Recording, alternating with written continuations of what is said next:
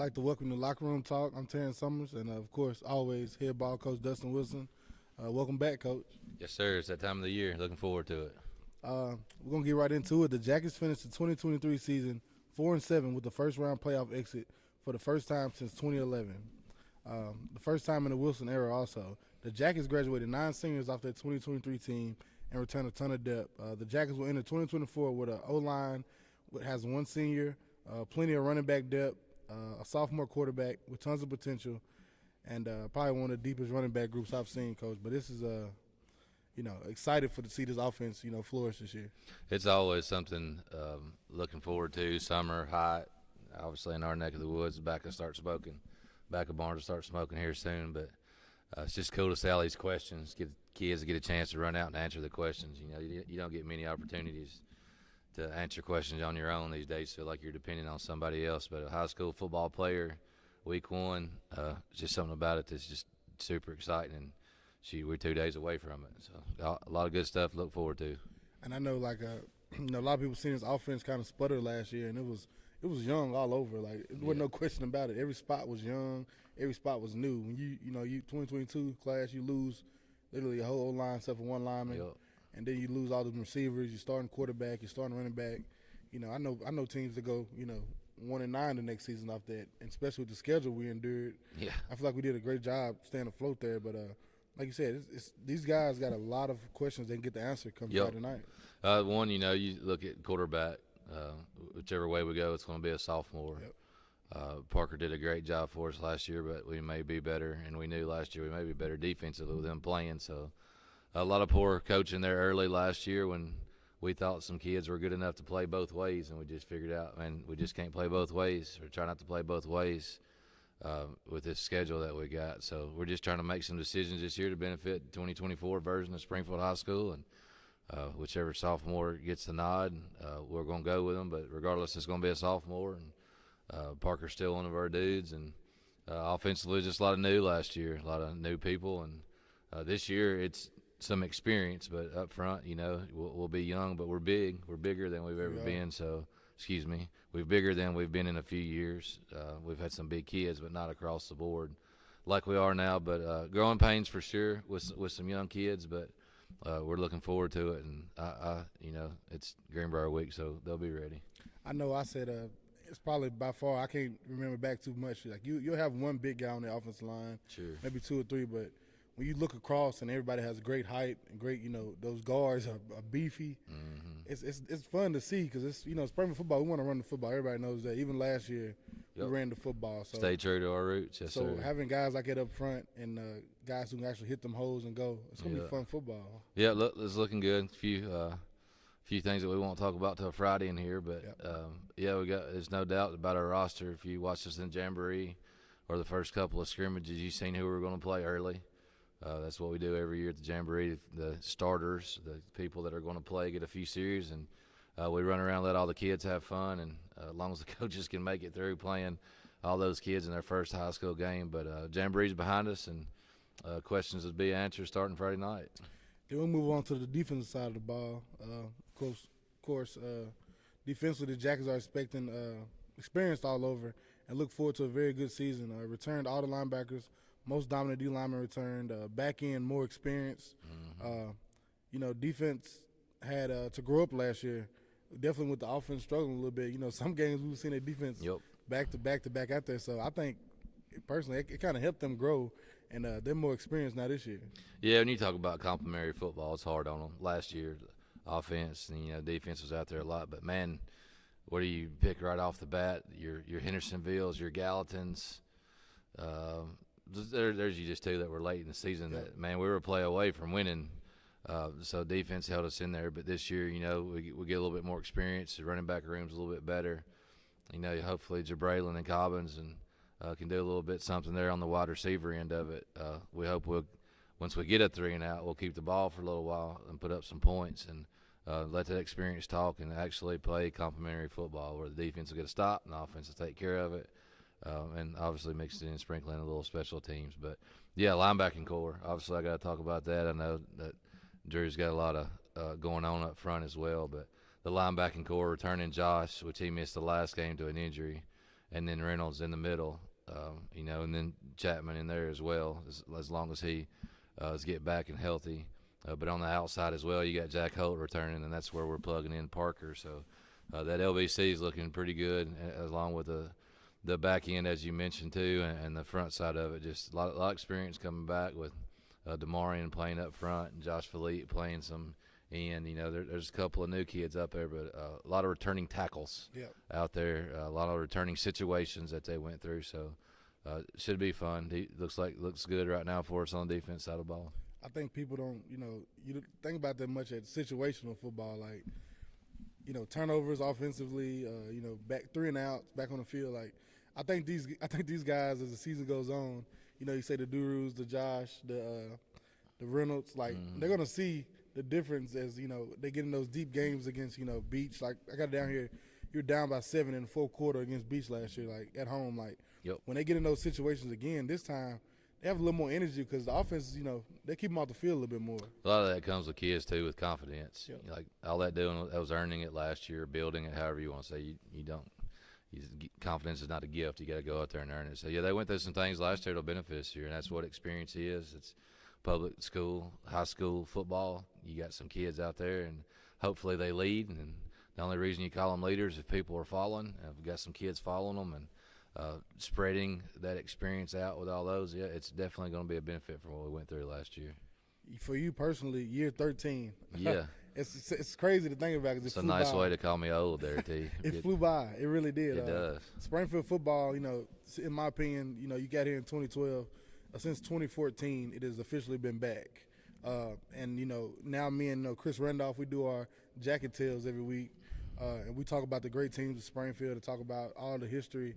And I think since 2014, Springfield football is back. And I feel like the program is at, one of the all-time peaks, honestly, and I'm proud of that, of being a member of this program, past and present. And I just want to know what are you most eager to find out about the 2024 version? I'm sorry, of the Springfield Yellow Jackets. Well, first of all, we're talking about a lot of props to you keeping that tradition going. You and Chris talking, and I haven't kept up with you when I'm mowing. Sometimes I'll put it in, turn it on YouTube, and listen to y'all talk about Springfield. Obviously you can date drop there pretty easy because 2012 was your senior year. So sitting here doing this with a former player as full circle as it gets, and your investment in our program, and I say our because we're all a part of it, and Chris doing that, and you guys doing the Forever a Jacket, just talking about like that 14 I listened to Carnell's those little 2-3 minute things are a lot easier to catch up on than you and Chris covering decades of football, but they're all as equally as good. But him reflecting on that moment in 2014, the first time we're back and like we go 4-5-0, whatever it was, and TV channels are actually calling you and who is Springfield or who's this coach or who's this player, or, just that opportunity to go up there in the old city park where we know White House and Springfield's played so many times, and obviously great results that evening, but just getting to feel the buzz just like you feel at this time every year because of the stuff that you do or the kids do or our school does. Springfield community is getting the light shined on them, and it's just awful fun to be a part of. And you're a big part of that. Chris Randolph's a big part of that. Y'all turn on that YouTube. Well, if you're listening to us, I know you listen to T and Chris right now, but I guarantee y'all are what decade are we at right now? A little plug here. Where we're at? Mid-50s. Mid-50s. Yeah, good stuff. I'm sure there's a lot of good information going on, but it's fun to listen to and fun to reflect, and hopefully we'll breed, or I don't guess it's breeding, but breathe into our life and what we do and then these kids, and we'll look back when we're a little bit older and we can't do anything. There's 2 more young kids or Springfield kids sitting up here just speaking Springfield football again. It'll be here. But, yeah, good thoughts there. Appreciate the positive words, but a lot of that's got to give you a lot of credit. So good stuff. Springfield football's shining bright. Happy to be here. Happy to be doing this. We're going to take a break, but Friday night the Jackets will travel down Highway 41 to the Briar Patch, where the fight for the Pit Curl Trophy will take place against the Green Team. We'll be right back. Watching Locker Room Talk.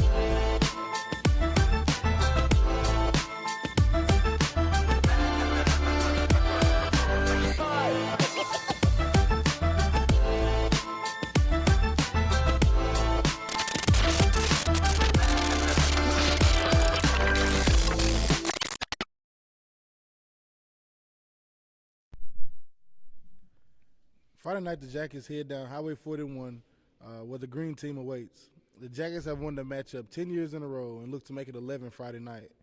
The Jackets' all-time record against the green team is 21-6, with the first matchup coming in 1987. You'll see a new-look green team offense come Friday night, but the same great rivalry. Don't think it's too much, having to hype up the guys for this one, Coach. This is a big one. Season opener is always a big one. Yeah, it's always. In our 12, 13 years, there was a stretch there where we were in the same region. Yeah. It was late. But, early when Coach Williams was at the helm and when we come back, and now since Coach Elmore and I continue to schedule, which we think it's a no-brainer, it's two communities and the fundraising and stuff around it, the first of the year with it being on there, it's really nothing like it. You can't really compare that trophy game to another one on our schedule. Just you see people, it's in town together, at stores together, at churches together. It's just everywhere. Everybody's around.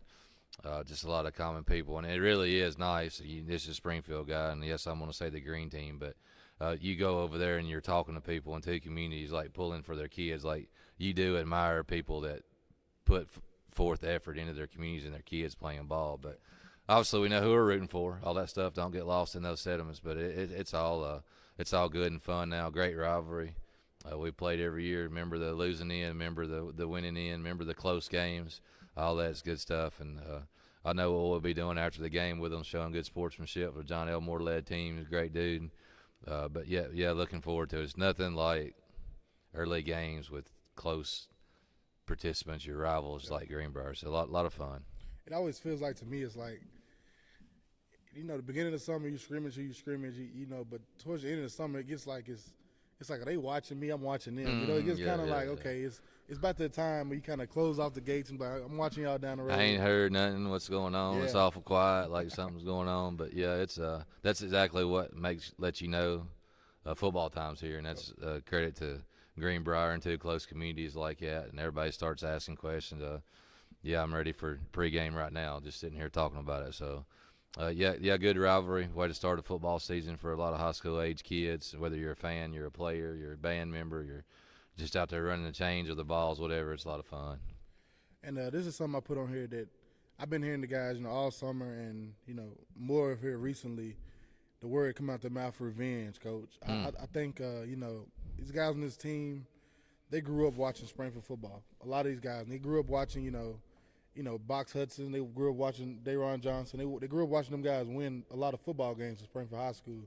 And, even them getting in there with the Devin Crenshaws, and then because this senior class, was there in 2022. They got to see, that class. And I feel like these guys, they word revenge. I feel like they, not, saying let down, but I feel like they kind of feel like they didn't get up to their full potential, the Springfield potential last season. I feel like these guys, they really mean when they say they out for revenge. Yeah, I think it's a good insert here for your kids like that we lost, like Baldwin and Gregory and CJ and them. We'll just mention the Cobbins, but you could tell watching them week in and week out how much they were trying, because they kind of felt like that too after we lost a few games. That's just a credit to all the kids and the program that come before them, and it's obviously tremendous credit to them not to give up or think any different, but just get into a week, get into a game plan, go out there and bust it. But when you got good kids, we just didn't have a lot of them, your Gregorys, your Baldwins, and your CJs.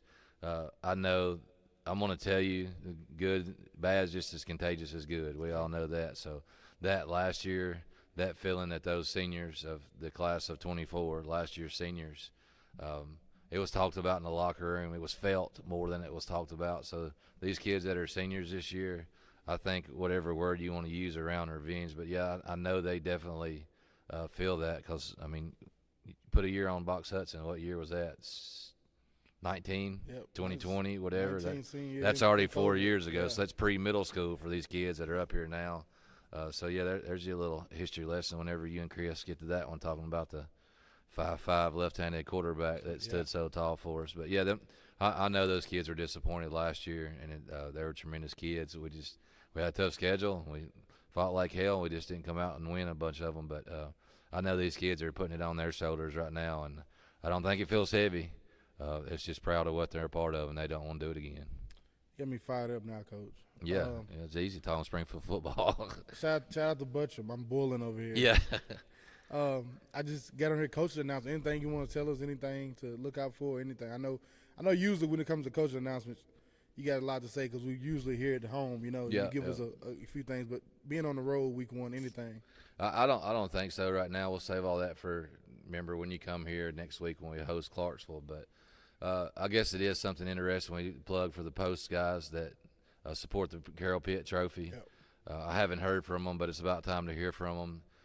In the past 5 or 6 years when we travel to Greenbrier, they come here and they got the flags flying high and all their stuff. I don't even want to try to say rank or anything, not to disrespect the guys, but that group of guys that got the Carroll Pitt Trophy together, there's been some type of escort with their in front of us and leading. I'm pretty sure it's the visiting team. So, if any of you guys are out there watching them or could get out a little bit early on the streets, even if you come late to the game, those guys that are part of the Carroll Pitt Trophy, it really lets you know what this game's all about, the friendship between the communities, and plus what Carroll and Pitt last names really mean. So going back and, if it's just like yourself digging through the history books and really figuring out who we are and what made us and all this Boyce Smith stuff that we're right in the middle of in the 50s right now with you and Chris. But Carroll and Pitt, and those guys from the Post doing it, you maybe just tell them thank you. If you're out there at the ball game doing it, as a casual fan or just rooting for Springfield or Greenbrier, it should mean the same. But I think there may be some new bleachers at Greenbrier. Hadn't been there yet. If we're on side, but it's still the same side. Yeah, still the same so side. Everything should be the same. Parking, the spot's the same. We're parking in the same spot. Coach Elmore reached out today. I don't know that tickets should be your Go fan, your cash, all your thing. You got a lot of options nowadays. Yeah. Make sure you bring a pocket full of money to support the concessions because we want our opponents to do the same thing when they visit us. But, we'll be on the Yellow Robertson County bus heading down the road to Greenbrier High School over there right in the middle of those two schools for how many times did you say we played? 20? Since 87. Since 87. Where was you in 87, T? I don't go there, Coach. Well, I was 7. I can tell you what I was. I wasn't nowhere to be found. I was parting the hair over to the left. Yes, I used to have hair. Walking through the halls of Coopertown Elementary. Probably waiting to be a Yellow Jacket. Watching in the 87 days. That's probably about your dad's day. Am I dating him about right or a little later? He's in 8th grade then, Coach. Yeah. So somebody was out there we was looking up to. I tell you, over going to Boyce Smith Field. But all you guys that are listening to us, we hope you start the same type of traditions coming out and watching football games because it means a lot to the kids. It means a lot to the community, and it's just it's that time in the South right now in Springfield, Tennessee. Let's show up, and that's my announcement. Hey, it's a football game. Y'all come support your youth. Be loud, be proud. Let's chill on these jackets. The tobacco smoke's in the air, and we're 48 hours from kickoff. And for the Jackets, the haze in the barn. Only a walkthrough, then it's down Highway 41 into hostile territory. I encourage all the Jackson faithful to come out in the masses and let's pack it out. And it's football time in Springfield. If you're unable to attend the game, be sure to catch the broadcast beginning at 6:30 on Social Street Sports YouTube. But I encourage everybody to get out, be loud, be proud, and let's show them Springfield football. Head coach Dustin Wilson, I'm Terrence Summers. This is Lockeroom Talk. Go Jackets.